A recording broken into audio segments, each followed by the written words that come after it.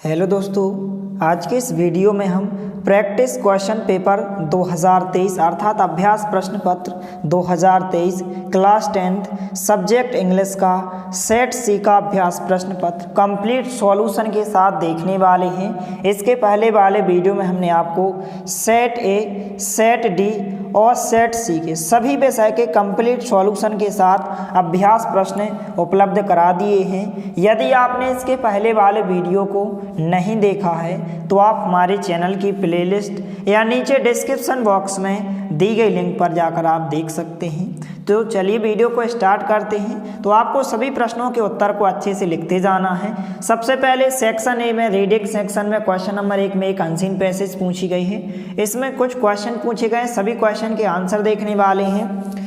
पहला प्रश्न का जो आंसर हो जाएगा बी नंबर का ऑप्शन वर्ड्स, इसका राइट आंसर होगा। इनके उत्तर जो है आपको पेज पर लिखित रूप में बताए जाएंगे, तो आप इस प्रकार से लिखते जाइए। दूसरे प्रश्न का जो उत्तर होगा सी नंबर का ऑप्शन है, इसका राइट आंसर होगा। इस प्रकार से आप अच्छे से नोट करते जाइए। इसके बाद तीसरे प्रश्न का जो उत्तर होगा यहाँ पर बी नंबर का ऑप्शन है, इसका राइट आंसर होगा। इसके बाद चौथे क्वेश्चन का जो उत्तर हो जाएगा ए नंबर का ऑप्शन, इसका करेक्ट आंसर होगा। ए नंबर के ऑप्शन में इस प्रकार से दिया गया है। इसके बाद पांचवें प्रश्न का जो उत्तर होगा डी नंबर का ऑप्शन, इसका राइट आंसर होगा। तो इस प्रकार से प्रश्न क्रमांक 1 में 5 object type question unseen passage में दिए गए थे, इस प्रकार से आंसर हो जाएंगे। इसके बाद क्वेश्चन नंबर 2 में भी एक अनसीन पैसेज पूछी गई। इसमें कुछ क्वेश्चन पूछे गए हैं ऑब्जेक्ट टाइप क्वेश्चन। पहले क्वेश्चन का जो आंसर होगा डी नंबर का ऑप्शन, इसका राइट आंसर होगा। दूसरे क्वेश्चन का जो आंसर होगा ए नंबर का ऑप्शन होगा। इस प्रकार से आप अच्छे से नोट करते जाइए। इसके बाद जो है तीसरे क्वेश्चन का जो आंसर होगा सी नंबर का ऑप्शन, इसका करेक्ट आंसर हो जाएगा। चौथे क्वेश्चन का जो आंसर होगा बी नंबर का ऑप्शन, इसका करेक्ट आंसर होगा। इसके बाद जो है पांचवें क्वेश्चन का जो आंसर होगा डी नंबर का ऑप्शन, इसका करेक्ट आंसर होगा। इस प्रकार से पहले क्वेश्चन और दूसरे क्वेश्चन के दोनों प्रश्नों के उत्तर हो जाएंगे।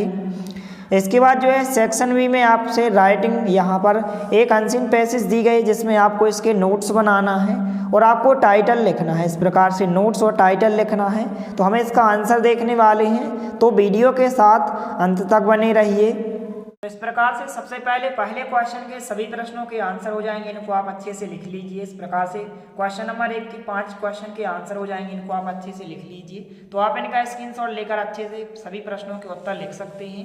क्वेश्चन नंबर 2 में भी एक अनसीन पैसेज पूछी गई थी, इस प्रकार से उत्तर हो जाएंगे, इनको आप अच्छे से अपनी कॉपी में लिख लीजिए।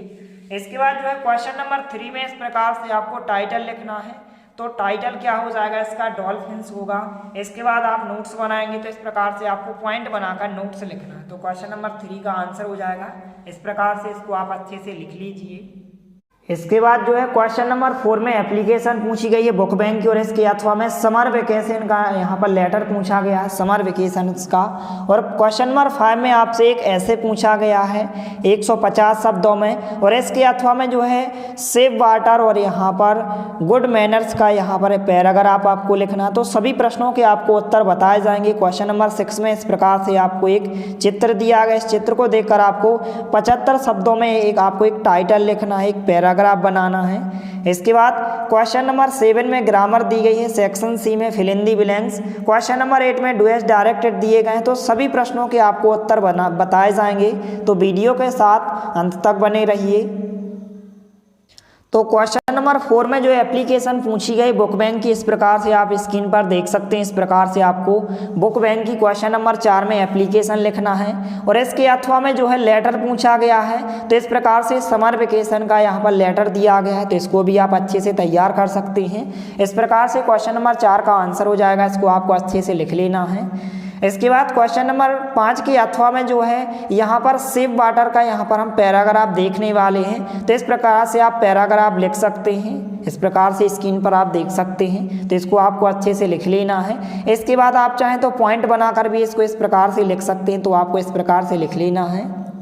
इसके बाद क्वेश्चन नंबर 6 में आपको इस प्रकार से चित्र को देखकर आपको एक पैराग्राफ बनाना है। तो यहाँ पर से नो टू पॉलीथीन, इस प्रकार से आप हेडिंग लगाएंगे, से नो टू पॉलीथीन। इस प्रकार से आपको लिखते जाना है। तो स्क्रीन पर आप देख सकते हैं, इस प्रकार से उत्तर दिया गया। तो इस प्रकार से आपको यहाँ तक लिख लेना है। इसके बाद क्वेश्चन नंबर 7 में फिल इन द ब्लैंक्स पूछे गए हैं। सभी प्रश्नों के यहाँ पर आंसर दिए गए हैं, इस प्रकार से आप देख सकते हैं। फिल इन द ब्लैंक्स के यहाँ पर आंसर दिए गए हैं, इस प्रकार से आपको लिखना है और इसी प्रकार से आपको वार्षिक पेपर में भी लिखना है। सभी क्वेश्चन के आंसर हो जाएंगे।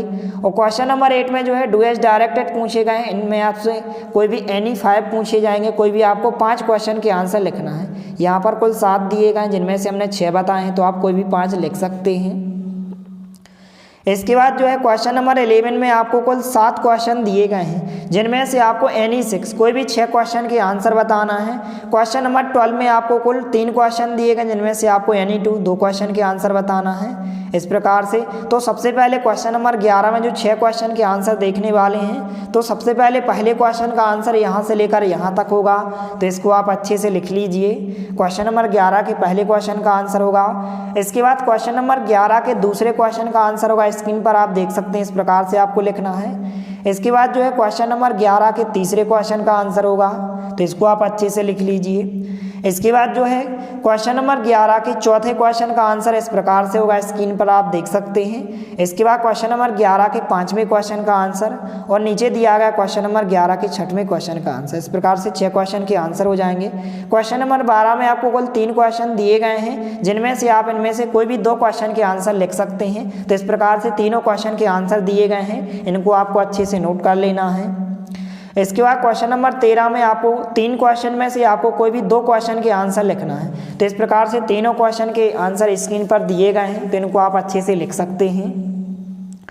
इसके बाद क्वेश्चन नंबर 14 का आंसर इस प्रकार से हो जाएगा, यहाँ पर आप देख सकते हैं। यहाँ से लेकर आपको यहाँ तक अच्छे से लिख लेना है क्वेश्चन नंबर 14 के आंसर में।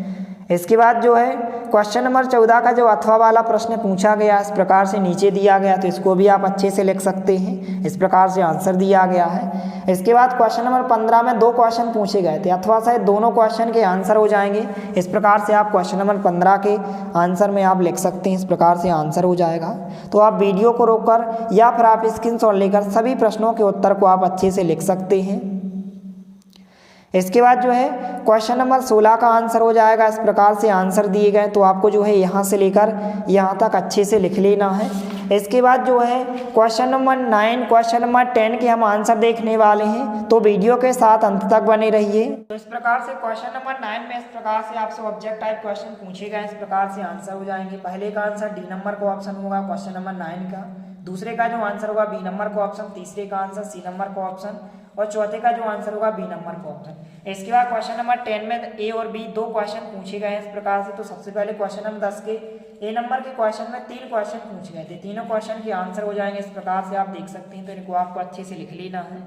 इसके बाद जो है क्वेश्चन नंबर 10 के बी नंबर के क्वेश्चन में 3 क्वेश्चन पूछे गए थे, इस प्रकार से उत्तर दिए गए, तो इनको आप अच्छे से लिख लीजिए। तो इस प्रकार से प्रश्न क्रमांक 1 से लेकर 16 तक के सभी प्रश्नों के उत्तर हो जाएंगे, इनको आपको अच्छे से लिख लेना है। मिलते हैं अगले वीडियो में, तब तक के लिए जय हिंद, वंदे मातरम।